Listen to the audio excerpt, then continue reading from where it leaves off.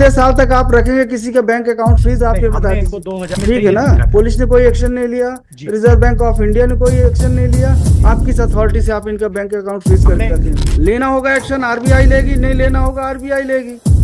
आपको क्या अधिकार है कि किसी का अकाउंट आप फ्रीज करके रखो? नमस्कार दोस्तों मैं हूं एडवोकेट आयुष गर्ग और आप देख रहे हैं अपना YouTube channel online legal centre. दोस्तों आपने कई बार ये सुना होगा कि साइबर सेल ने अकाउंट में कुछ भी साइबर क्राइम का फंड आने की वजह से अकाउंट को फ्रीज कर दिया है। कई बार साइबर सेल अकाउंट पे डेबिट फ्रीज न लगा के एक पर्टिकुलर अमाउंट का लीन भी लगा देता है। लेकिन कभी आपने ये सुना है कि कोई भी साइबर कंप्लेंट आपके अकाउंट पे नहीं है, लेकिन फिर भी बैंक ने आपके अकाउंट को फ्रीज कर दिया, पूरी तरीके से उस पर डेबिट फ्रीज लगा दिया है? जी हाँ दोस्तों, आजकल दोस्तों हमारे सामने कई ऐसे केसेस आ रहे हैं जिसमें बैंक खुद ही बिना किसी साइबर कंप्लेंट के आपके बैंक अकाउंट को डेबिट फ्रीज कर देता है। दोस्तों इसका जो रीजन बताया जाता है वो रीजन होता है कि आपने जब अपना अकाउंट ओपन किया और जो फॉर्म भरा है उसमें जो आपने अपने ट्रांजैक्शंस बताए थे कि मेरे ट्रांजैक्शन इस तरीके के होंगे, मैं इस तरीके से अर्निंग करता हूं, उससे आपके जो वर्तमान में जो ट्रांजैक्शंस हो रहे हैं वो मैच नहीं कर रहे हैं। जैसे आप एक कोई सैलरी पर्सन है और आपके अकाउंट में बिजनेस ट्रांजैक्शंस आ रहे हो, या फिर आप कोई छोटा मोटा बिजनेस करते हो और आपके अकाउंट में ऑनलाइन ट्रेडिंग से रिलेटेड ट्रांजैक्शंस आ रही हो, तो ऐसे ट्रांजैक्शंस अगर आपके अकाउंट में आते हैं तो बैंक इसको सस्पिशियस ट्रांजैक्शन की नजर से देखता है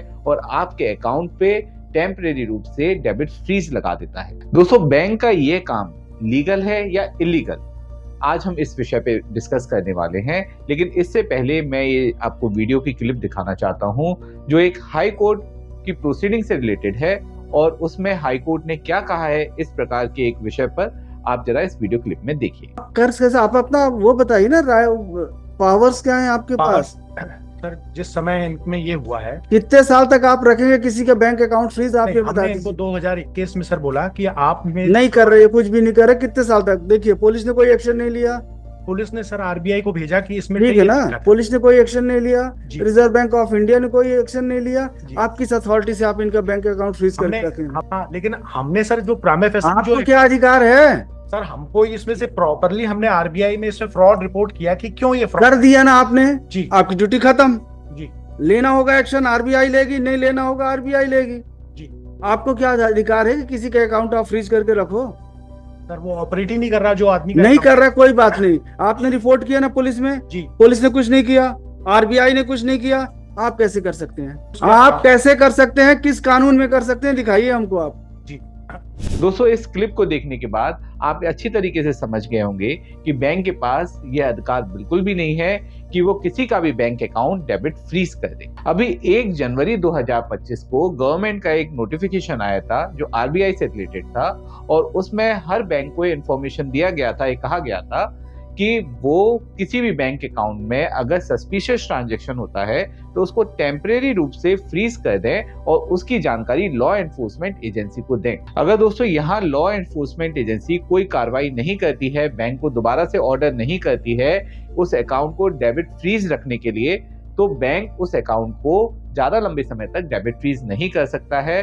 और अगर अकाउंट होल्डर बैंक मैनेजर को रिक्वेस्ट लेटर एक देता है कि उसकी री-केवाईसी कराई जाए और उसके बैंक अकाउंट को अनफ्रीज कर दिया जाए, तो बैंक को उस अकाउंट को अनफ्रीज करना अनिवार्य है। यहाँ पर बैंक अगर अपनी मनमानी चलाता है, आपके बैंक अकाउंट को अनफ्रीज नहीं करता है, तो सबसे पहले आप बैंक को एक मेल करें, एक लेटर लिखें जिससे आपके पास एक प्रूफ हो कि आपने बैंक से कम्युनिकेशन किया है।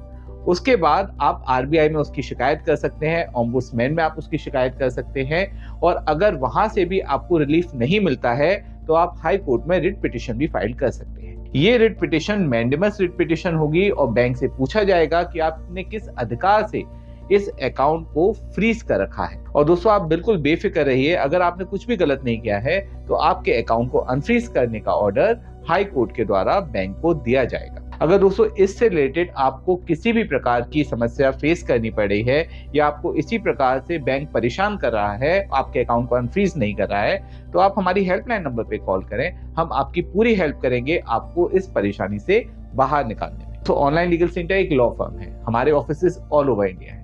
बैंक अकाउंट फ्रीज या साइबर क्राइम से रिलेटेड किसी भी हेल्प के लिए आप हमारी हेल्पलाइन नंबर पे कभी भी कॉल कर सकते हैं, हम आपकी पूरी हेल्प करेंगे। अंत में वीडियो अच्छा लगा हो तो इसे लाइक शेयर कमेंट जरूर कीजिएगा।